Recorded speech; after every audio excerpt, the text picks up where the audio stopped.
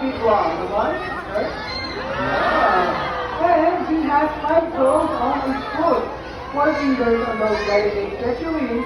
And his thumb sticks out so he can move along the branches. Let's go.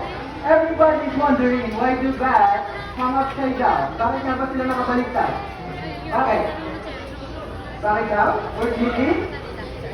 Natin yung bat. Well, you guys are talking about yourself. Come on, raise your hand and close it really tight. Yeah, okay. See how much energy it takes to do this? Now, I want you to relax. What happens? Your hand opens, right? Well, the butt claws work the opposite. When he relaxes, his claws are closed. And when they hang, they are more comfortable.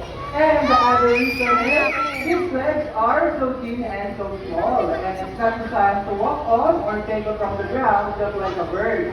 So what you must need to do is, he needs to climb up to a high place. Right?